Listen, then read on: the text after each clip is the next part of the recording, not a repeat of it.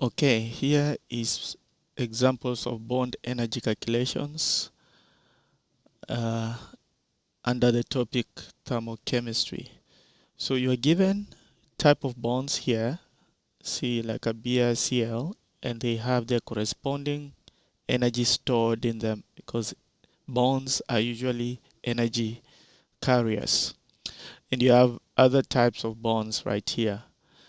You go all the way here. That's what this table is giving you, the energy stored in the bonds in kilojoules per specific type of bond.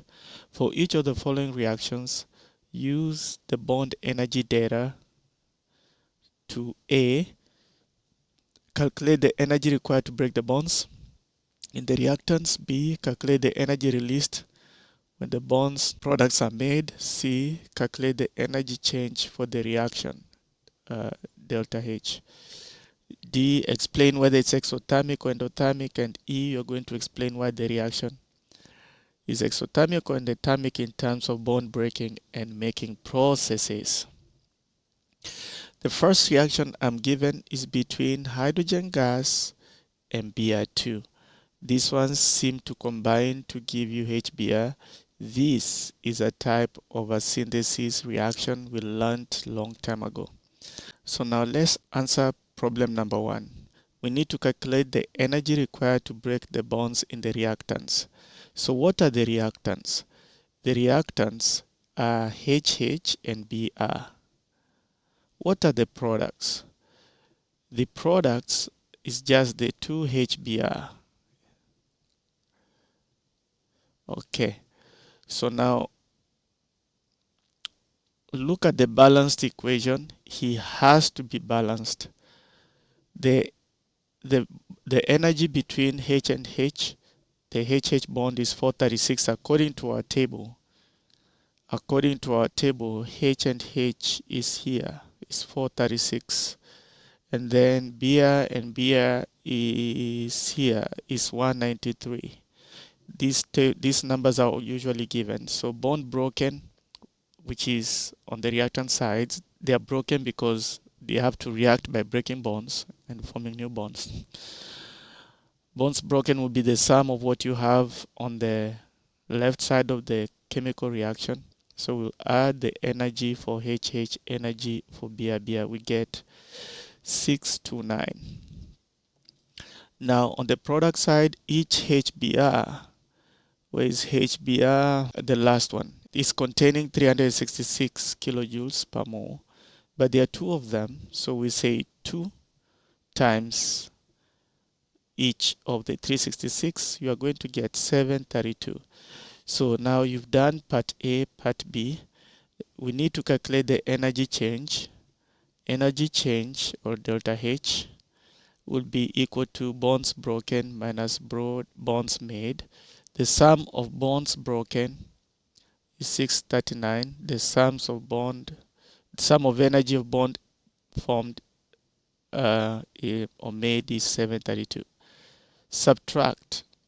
This is the amount of energy, and since it's negative, that means this reaction is exothermic, and that answers question D and E. Energy is released. More energy is released making bonds than needed to break them. That's why the answer is negative. Negative means energy is released.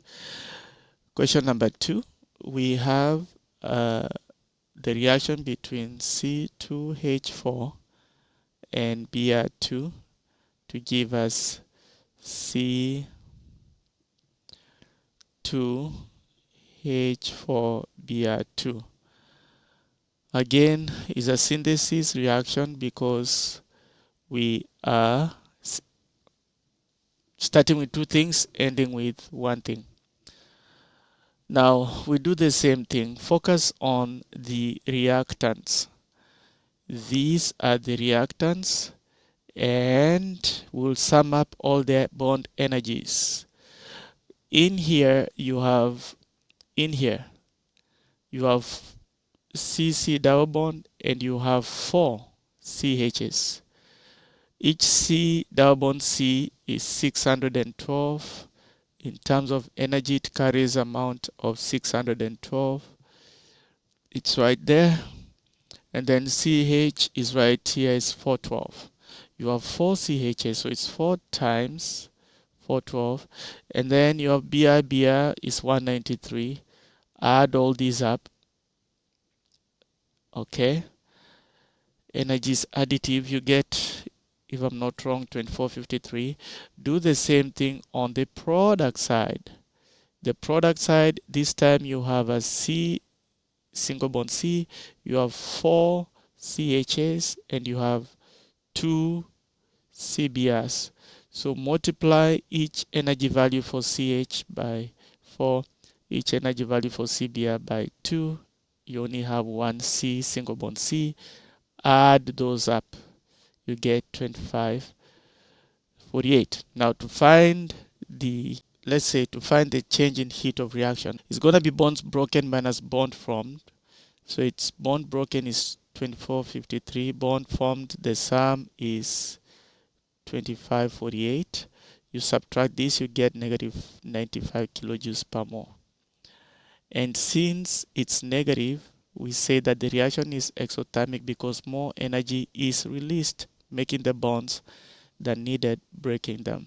So you do the same thing for example 3. Practice that, practice that, practice that. Okay. If you do example 7, you're going to get that the energy change is 0. That tells you that the reaction is neither exothermic or endothermic because same amount of energy is released, making the bonds as is needed, breaking them. And in that case, if you have reactants here and the products here, they'll kind of have the same energy in the y-axis. So there is no change here between the R and P because they are on the same level of energy on the y-axis as the reaction progresses. So that would be the summary here if delta change in energy is 0. Now, if for whichever case a reaction gives you a positive as change in energy, then the reaction is said to be endothermic. And that means that more energy is needed to break the bonds than to make them.